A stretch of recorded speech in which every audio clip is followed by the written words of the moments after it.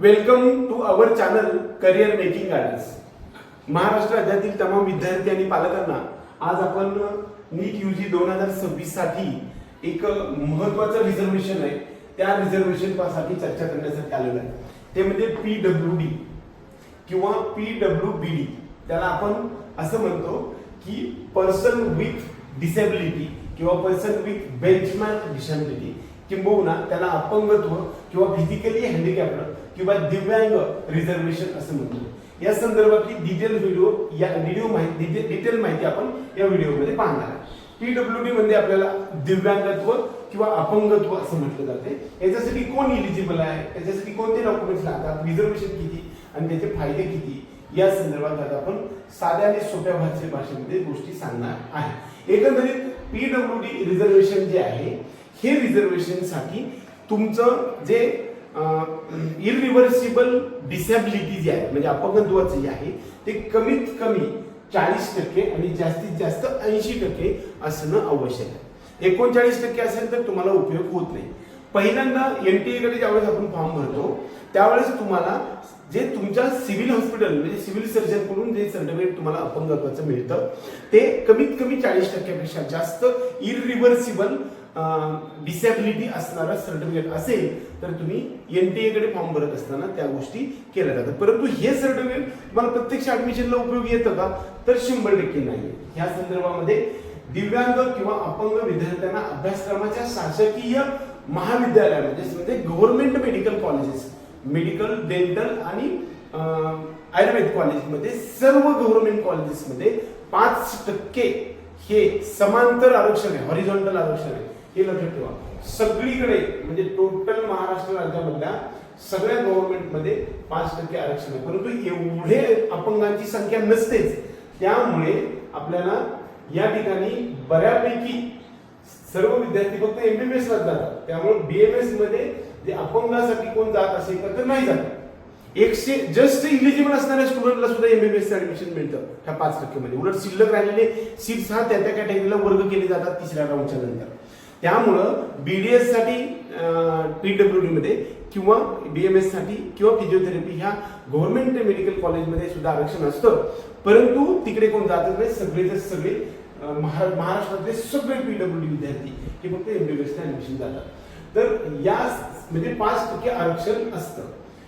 खालीलपैकी म्हणजे उदाहरणार्थ एम्स नागपूर, त्याचबरोबर JJ हॉस्पिटल मुंबई आणि AIIPMER असं एक मुंबईमध्ये एक श्राव्य आणि दृक साथीचं सेंटर आहे आणि त्या सेंटरमध्ये, ह्या तिन्ही सेंटरमध्ये तुम्ही व्हेरिफिकेशन करावं लागतं, फिजिकल व्हेरिफिकेशन करावं लागतं।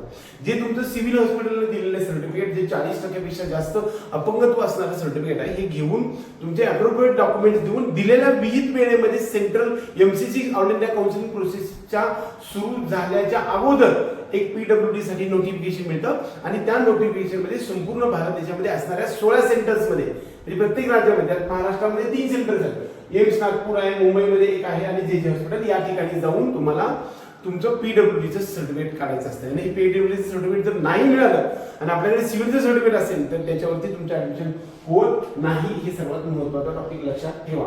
दुसरा महत्त्वाचा मुद्दा की प्रायव्हेट किंवा सेमी गव्हर्नमेंट किंवा डीम्ड कॉलेजेसमध्ये PWD साठी कसल्याही प्रकारचं आरक्षण नाही। ही तपासणी झाल्यानंतर तपासणी केंद्रावर वैद्यकीय अभ्यासक्रम आणि दिव्यांगासाठी राखीव असलेल्या जागांसाठी विद्यार्थी पात्र आहेत किंवा नाही हा शेरा देऊन एक प्रमाणपत्र दिलं जातं। त्या प्रमाणपत्राच्या आधारे तुम्हाला प्रत्यक्षात ऍडमिशन होत असतं।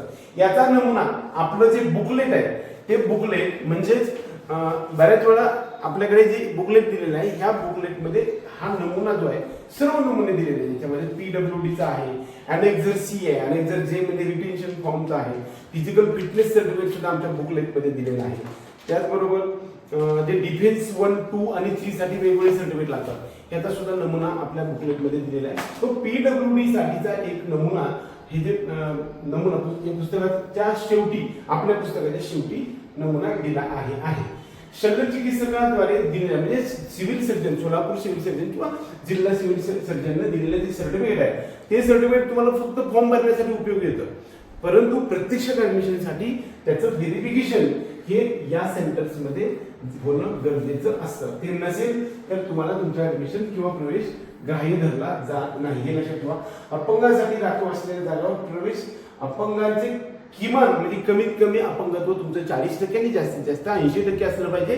40% कमी असेल तर तुम्हाला ते ग्राह्य धरलं जातं आणि 80% जास्त जरी तुमचं आरक्षण म्हणजे समजा तुमचं अपंगत्व असेल तरी सुद्धा त्याचा उपयोग होत नाही, कारण you are not eligible physically fit. तो फिजिकली फिट नाही असं त्याचा अर्थ होतो. अपंगासाठी दुसरा महत्वाचा मुद्दा, अपंगाच्या प्रकारानुसार नियम आणि अटी वेगवेगळ्या आहेत. बऱ्याच वेळा बऱ्याचशा गोष्टी आहेत, डोळे असतील, नेत्र, या सगळ्या गोष्टींसाठी वेगवेगळ्या गोष्टी आहेत यामध्ये ग्राह्य धरलेले असतात. संपूर्ण महाराष्ट्र राज्यामध्ये असणाऱ्या सर्व गव्हर्नमेंट कॉलेजेसमध्ये जेवढे सीट्स आहेत त्यातले 5% त्याच्या त्या कॅटेगरीतले सीट्स हे काढून ठेवले जातात राऊंड 1 आणि 2 मध्ये.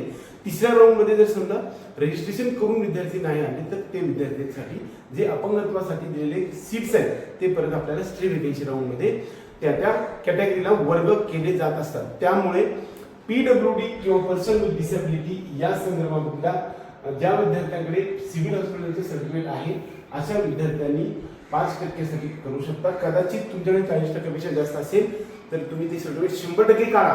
पण ज्यांनी NTA कडे फॉर्म भरलेला नाही आता, म्हणजे ज्यांच्याकडे सर्टिफिकेट PWDचं आहे परंतु NTA कडे फॉर्म भरताना तुम्ही तुमच्या कॅटेगरीतून भरलेला असेल, म्हणजेच तुम्ही PWDचं तिथं जर दिलेलं नसेल तर तुम्हाला 100% PWD ऍडमिशन घेता येत नाही. हे पण लक्षात ठेवा.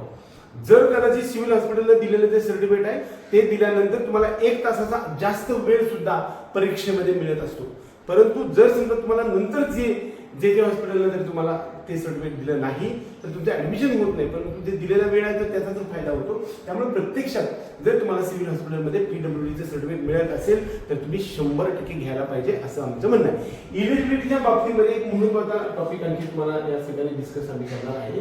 एक तर फिजिक्स, केमिस्ट्री, बायोलॉजी या संदर्भामध्ये म्हणजे ज्या विद्यार्थ्यांकडे इलिजिबलच्या बाबतीमध्ये सुद्धा नीट मध्ये असेल तर नीट मधली इलिजिबिलिटी किती असते तर 50% इलिजिबिलिटी ओपन आणि EWS साठी असते आणि 40% जी आहे ही आपल्याला OBC, SC आणि ST म्हणजे त्याचबरोबर सर्व कॅटेगरीसाठी म्हणजे ओपन EWS सोडून.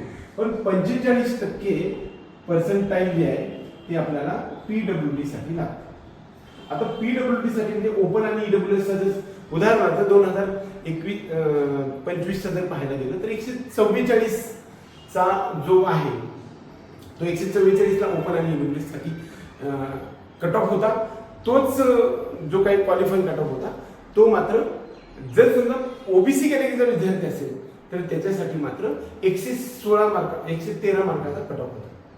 तोच PWD साठी 45% होता म्हणजे 129 एवढा होता की 129 मार्क असेल ओपन कॅटेगरी असेल तर तो इलिजिबल होत होता. हा झाला इकडे पर्सेंटाईल मध्ये. आणि PCB मध्ये सुद्धा तसाच प्रकार आहे.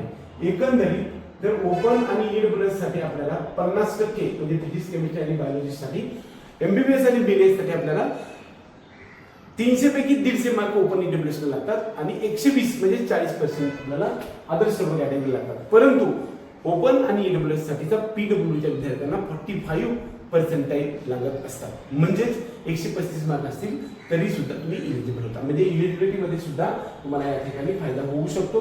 पण जर तुम्ही OBC असाल आणि PWD असाल तर OBCचा क्रायटेरिया हा कमी आहे, त्यामुळे 120 मार्क असेल तरी सुद्धा चालू शकतात. आणि त्याच पद्धतीनं नीट मध्ये सुद्धा 40% मार्क असेल तरी सुद्धा चालू शकते. एकंदरीत PWD पर्सन विथ डिसेबिलिटी, अपंगत्व, दिव्यांग असतं किंवा फिजिकली हँडिकॅप्डच्या संदर्भामध्ये सर्व डिटेल ही या व्हिडिओमध्ये बनवण्याचा जो प्रयत्न केला, हा प्रयत्न तुम्हाला आवडला तर व्हिडिओला लाईक करा.